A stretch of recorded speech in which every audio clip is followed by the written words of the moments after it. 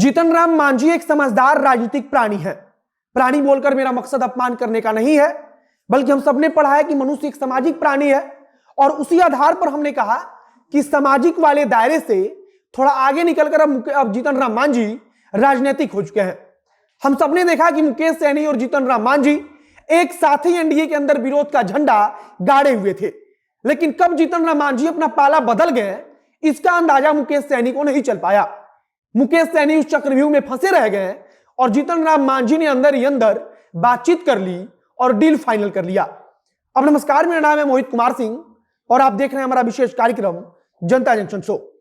मुकेश सहनी पिछले 2-3 महीने से इस चीज की कोशिश में लगे थे कि उत्तर प्रदेश चुनाव को लेकर भारतीय जनता पार्टी उनको अपने गठबंधन में शामिल कर ले, और इसी के बाद जीतन राम मांझी और मुकेश सहनी के बीच एक मुलाकात भी हुई थी और मुलाकात के बाद कहा गया था कि उत्तर प्रदेश चुनाव को लेकर इन दोनों में गठबंधन हो गया है, तथा उसके बाद दोनों नेता ऐसा प्रतीत हो रहा था कि एक साथ मिलकर भारतीय जनता पार्टी और जदयू पर दबाव बनाने की कोशिश में लगे हैं। लेकिन जब उचित समय आया तब जीतन राम मांझी ने अपना पाला बदल लिया और उनका पाला बदलने से मुकेश सहनी अकेले पड़ गए। मुकेश सहनी के साथ भारतीय जनता पार्टी या जदयू ने किसी प्रकार की बातचीत तक नहीं की और विधान परिषद की सीटों का बंटवारा आपस में कर लिया। लेकिन खबर के मुताबिक जीतन राम मांझी को इससे फायदा हुआ। जीतन राम मांझी को कहा गया है कि जुलाई महीने में जब विधान परिषद की 7 सीट खाली होंगी तब उनमें से 1 सीट उन्हें दे दिया जाएगा। अब जीतन राम मांझी किसी आश्वासन के बाद से चुप हो गए और वे यह बयान भी दे रहे हैं कि अगर मुख्यमंत्री नीतीश कुमार कुछ कर रहे हैं तो उन्होंने सोच समझकर ही किया होगा।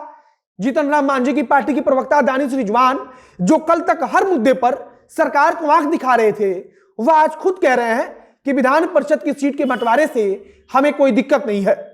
मतलब कि कुल मिलाकर इन सबके बीच मुकेश सहनी अकेले पड़ गए हैं और अब मुकेश सहनी यह ऐलान भी कर चुके हैं कि 24 विधान परिषद की सीट पर वे अकेले चुनाव लड़ेंगे। तो वहीं जीतन राम मांझी अब चुपचाप बैठ गए हैं और जीतन राम मांझी तो यह भी कह रहे हैं कि नीतीश कुमार कर रहे हैं तो ठीक ही कर रहे हैं। मतलब कि अब मुकेश सहनी और जीतन राम मांझी के बीच जो गठबंधन बना था वो सिर्फ और सिर्फ भाजपा और जदयू पर प्रेशर बनाने के लिए बनाया गया था। लेकिन जीतन राम मांझी समय रहते समय की परिस्थिति को समझ गए और उन्होंने अपने आप को इससे अलग कर लिया और मुकेश सहनी इस धारा में बहते रह गए और उनको लगा कि भारतीय जनता पार्टी या जदयू पर इस दबाव का असर होगा। लेकिन भारतीय जनता पार्टी और जदयू पर दबाव का असर नहीं हुआ। उल्टे भाजपा की तरफ से कहा जाने लगा कि अगर जरूरत पड़ी तो मुकेश सहनी के विधायकों को हम तोड़ लेंगे, और यह भी कहा गया कि मुकेश सहनी के विधायक तो उनके अपने हैं ही नहीं। और अब इसी बात को मुकेश सहनी भी दोहरा रहे हैं और कह रहे हैं कि अगर वे चाहेंगे तो हमारे विधायकों को तोड़ लेंगे। बाकी अब सोचते रहिए कि बिहार की राजनीति कैसे चल रही है, कहां जा रही है और एनडीए के अंदर क्या कोई बड़ी टूट होने वाली है, या तो आने वाले कुछ दिनों में पता चल जाएगा। आने वाला वक्त तो सब कुछ साफ कर देगा। और सबसे खास बात की बोचाहां विधानसभा सीट को लेकर जब फैसला आएगा तब यह एकदम पूरी तरह से साफ हो जाएगा कि जीतन राम मांझी एनडीए के अंदर रहेंगे या नहीं रहेंगे, क्योंकि जीतन राम मांझी की तरफ से पहले ही यह कहा जा चुका है कि बोचाहां विधानसभा सीट पर वे अपना प्रत्याशी उतारेंगे। तो वहीं भारतीय जनता पार्टी के सांसद की तरफ से दावा किया जा रहा है कि भारतीय जनता पार्टी खुद बोचाहां विधानसभा की सीट पर चुनाव लड़ेगी।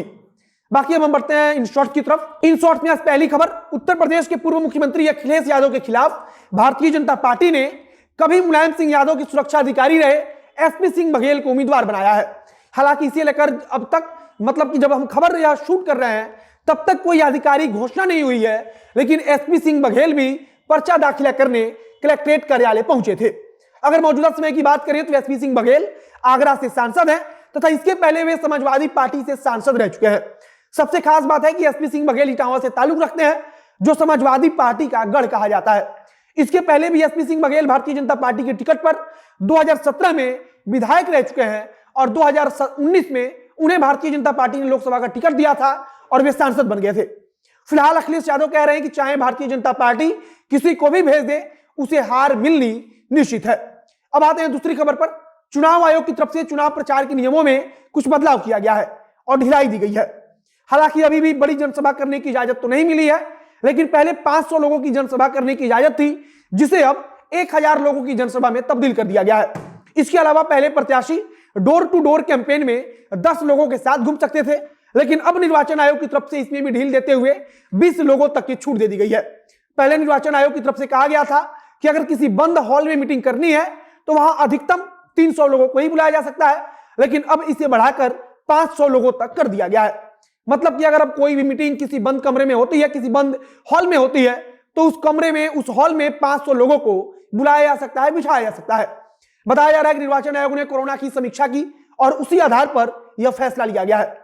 तीसरी खबर आज दिल्ली से आ रही है, जहां संसद भवन के शीतकालीन सत्र के पहले दिन ही एक ऐसी तस्वीर आई जिसने दिल्ली से लेकर उत्तर प्रदेश तक की राजनीति में हलचल तेज कर दी है। केंद्रीय मंत्री और भारतीय जनता पार्टी की नेता स्मृति ईरानी ने शीतकालीन सत्र के दौरान उत्तर प्रदेश के पूर्व मुख्यमंत्री और नेताजी मुलायम सिंह यादव का पैर छू लिया। यूं तो किसी भी बड़े नेता का पैर कोई भी नेता छू लेता है, लेकिन इसमें उत्तर प्रदेश का चुनाव है तथा अभी कुछ दिन पहले ही अपर्णा यादव ने भारतीय जनता पार्टी को भी ज्वाइन किया है और इस लिहाज से कहा जा रहा है कि उत्तर प्रदेश चुनाव को लेकर भारतीय जनता पार्टी की तरफ से एक संदेश देने की कोशिश हुई है। इसके अलावा अपर्णा यादव भारतीय जनता पार्टी के साथ हैं और अपर्णा यादव ने भी मुलायम सिंह यादव का आशीर्वाद लिया था और इसके जरिए उत्तर प्रदेश के यादव मतदाताओं के बीच भी भारतीय जनता पार्टी एक खास संदेश देने की कोशिश में लगी है। मतलब कि स्मृति ईरानी ने भले ही पैर मुलायम सिंह यादव का दिल्ली में छुआ हो, लेकिन इसका सीधा मैसेज उत्तर प्रदेश में गया है और भारतीय जनता पार्टी की तरफ से कोशिश हो रही है कि इसका संदेश उत्तर प्रदेश के यादव मतदाताओं के बीच पहुंचे। अब आते हैं चौथी खबर पर। एक खबर भारतीय जनता पार्टी की सांसद रीता बहुगुणा जोशी को लेकर आ रही है और कहा जा रहा है कि रीता बहुगुणा जोशी जो अपने बेटे को विधायकी की टिकट दिलाने के लिए परेशान थी, उनके बेटे मयंक अब समाजवादी पार्टी ज्वाइन कर सकते हैं। रीता बहुगुणा जोशी ने अपने बेटे के पक्ष में कहा भी था कि उसने पिछले 12 वर्षों से भारतीय जनता पार्टी के लिए काम किया है और टिकट मिलना उसका अधिकार है। बीच में खबर यह भी आई कि रीता बहुगुणा जोशी से कहा गया कि अगर उनके बेटे को टिकट चाहिए तो फिर उन्हें सांसद पद से हाथ धोना पड़ेगा और कहा गया कि रीता बहुगुणा जोशी इसके लिए तैयार भी हो गई। लेकिन इतना सब कुछ होने के बावजूद भारतीय जनता पार्टी से जब टिकट नहीं मिला, तब अब खबर के मुताबिक उनके बेटे मयंक समाजवादी पार्टी में जा सकते हैं। रीता बहुगुणा जोशी के बेटे मयंक लखनऊ कैंट विधानसभा क्षेत्र से भारतीय जनता पार्टी का टिकट चाहते हैं, लेकिन उनके टिकट मिलने की उम्मीद ना के बराबर है और अब इसी के कारण मयंक को लेकर खबर है कि वे समाजवादी पार्टी में जा सकते हैं।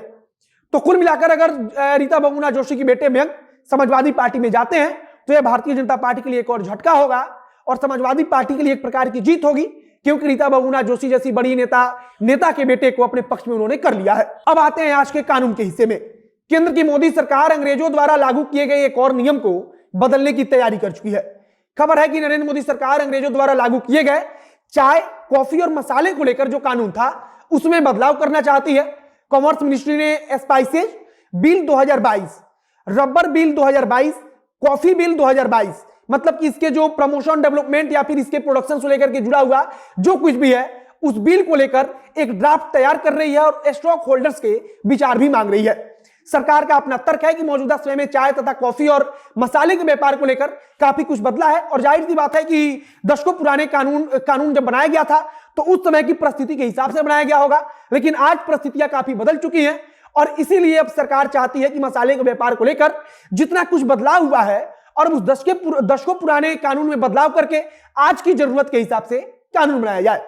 कॉमर्स मिनिस्ट्री की तरफ से 4 अलग अलग विज्ञापन जारी किए गए हैं जिसमें कहा गया है कि वह T act 1953, spices board act 1986, rubber act 1947 और कॉफी एक्ट 1942 को निरस्त करने का प्रस्ताव रखता है। अब आते हैं आज की नसीहत पर। नेपोलियन बोनापार्ट फ्रांस के एक नेता थे जिन्होंने कहा था कि अनजानी राहों पर वीर ही आगे बढ़ा करते हैं, कायर तो परिचित राह पर ही तलवार चमकाते हैं। मतलब कि अगर आप वीर हैं तब आपकी हिम्मत होगी कि आप अनजानी राह पर आगे बढ़ें और जान पहचान वाले राह पर तो कायर भी तलवार चमका लेते हैं। बाकी आज के जनता जन शो में इतना ही। वीडियो को यहीं समाप्त करते हैं। बहुत बहुत धन्यवाद।